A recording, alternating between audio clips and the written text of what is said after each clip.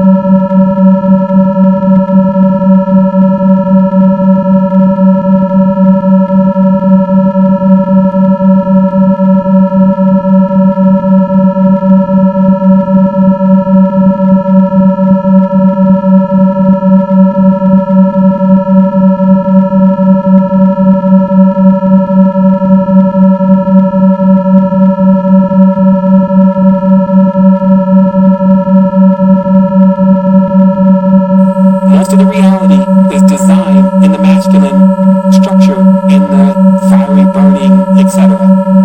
So this means that we're generally lacking the feminine side of ourselves, and that's why the feminine side of the consciousness is the spiritual side, right? And we're just, again, we're not talking about female woman, we're talking about what's behind the eyes. So what happens is that this balance is serious. We have to really, really look at, in our lives, are we getting too much of one and not enough of the other? And then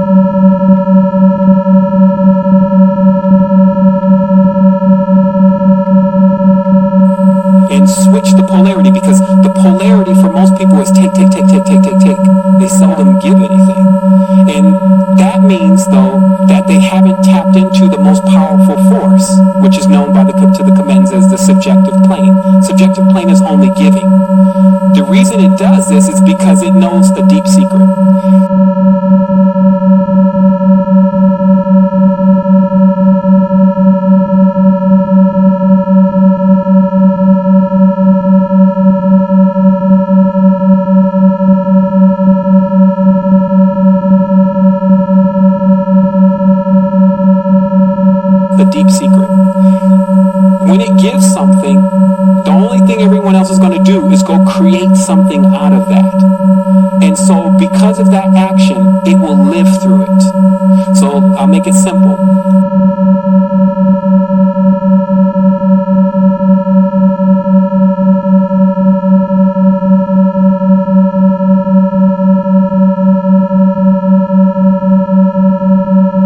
The subjective plane is pure energy, unhindered, undetermined, undefined.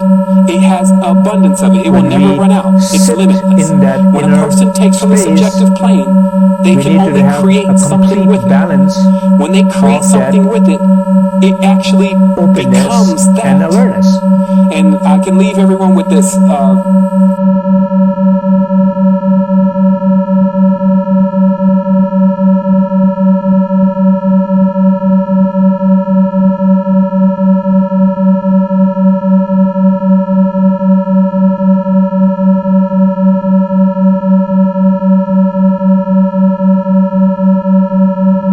This experience that I had.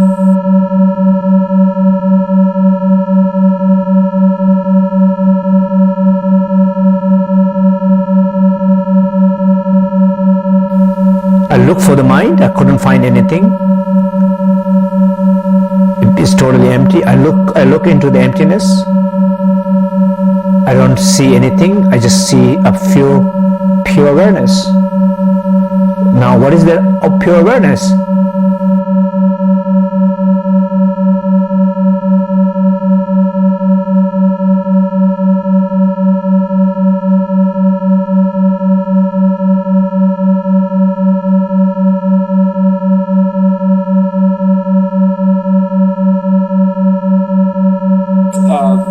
This experience that I had. I was on top of a mountain and I actually had blown open the third eye. And at this point, I could either go into sheer terror or laugh at what I was seeing, because now I was once again way over my head. And I was beholding the entire landscape and how it was all actually one form, which was too much to take because it was a large life form. And you got from the frequency and the energy that the whole world was one life form. I mean, you're really getting it. You're just not hearing. I mean, they tell you that, the world's alive and blah, blah, blah, but those are words. Words are not experiences. So when you're actually in there and you see the whole thing, but what was most flooring to me, what took me aback, I was taken aback, was because it was even the things that we call inorganic. Meaning that the cars, the trees, and all the other things were all part of this being. And when I laughed, because that's the only other thing, you sometimes can get stuck like Joker in that position, but when I laughed at the whole thing just to keep from folding under what I was beholding, then it explained. See, that's what I did. I disguised myself.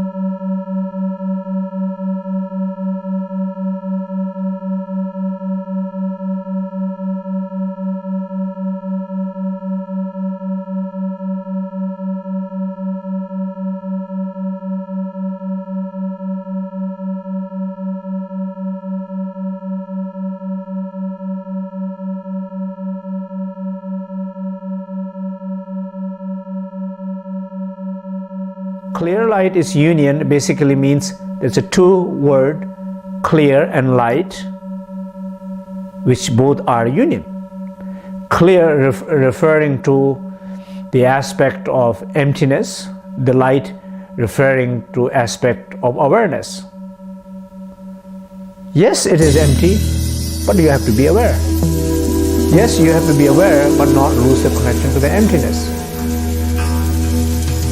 That is what it says.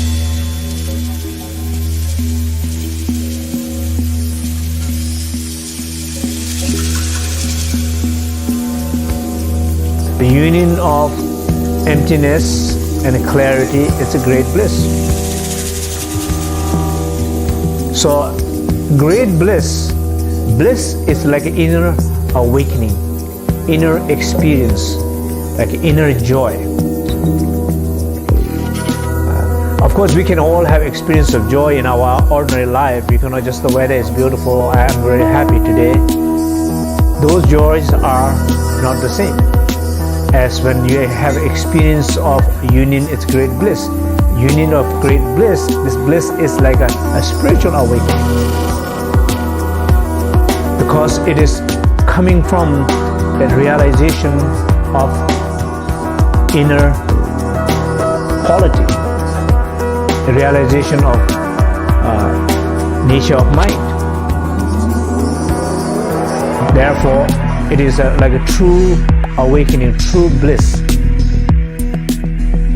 effortless bliss, spontaneous bliss. So if you look that experience, particular given experience, I disguise myself as every single thing that my children are using because they still don't want to come to me.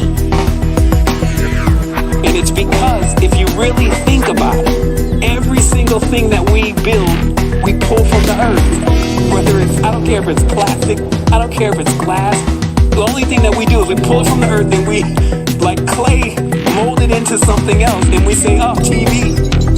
But we're never realizing that all of this stuff is actually coming from one massive life form. And that one massive life form is living through all this stuff and watching us and interacting with us through that. And until we're ready to see it as it really is, all one thing, then we're not ready to graduate. But once we do, that's when we become everything. It's all seeing, all knowing. There's no place to take anything from, because where would you put it?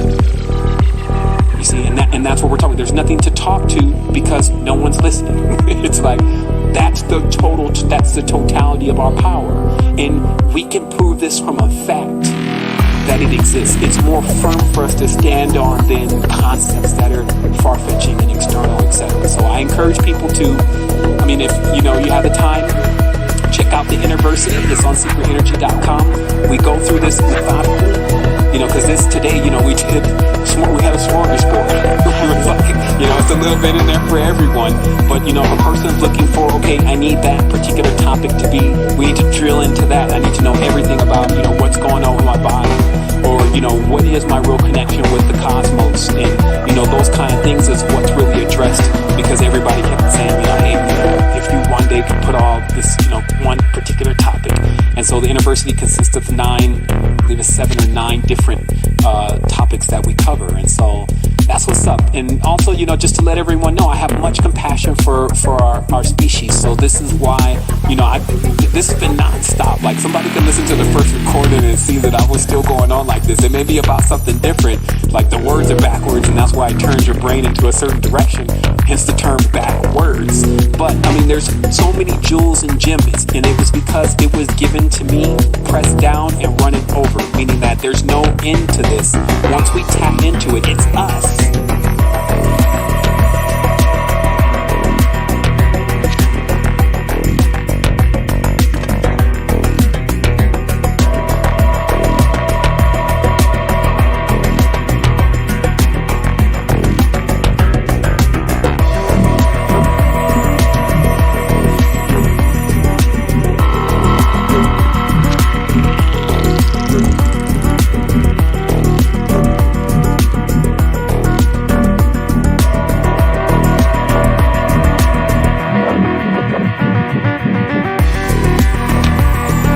second part of the practice, a search of one's mind. What is a mind? What is my mind? Who am I? How does my mind look like? Where does it come from? Where does it stay? Where it's going? Is there any place? You search for that internally and directly and clearly without analysis.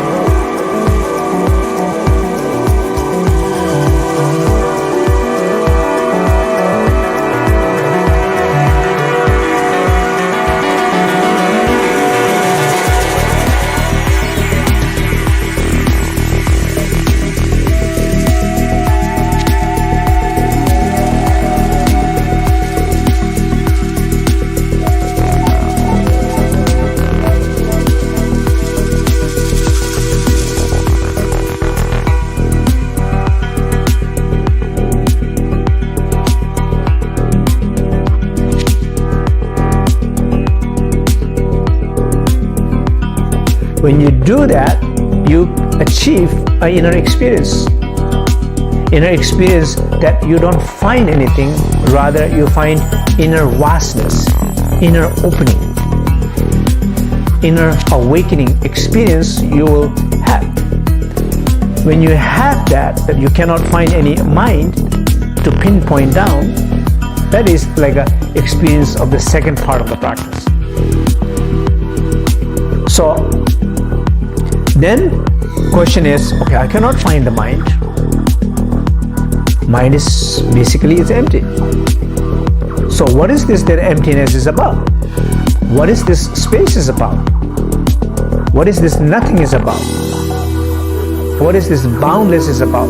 So it's not, journey doesn't stop here by not finding your mind. Journey continues. So the third step is to find what is this emptiness. Reason why it's listen to what happens to your life.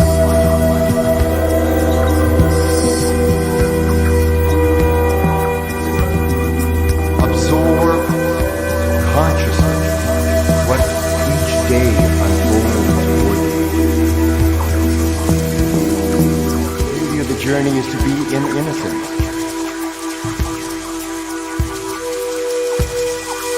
There is much growing that does have to happen, but allow your enjoyment of life and let the fulfillment and the experience be of great teaching for you. Our journeys are to be continuous, and the learning is to be continuous. Shit. That works great for plants. So it's just about where you're putting it.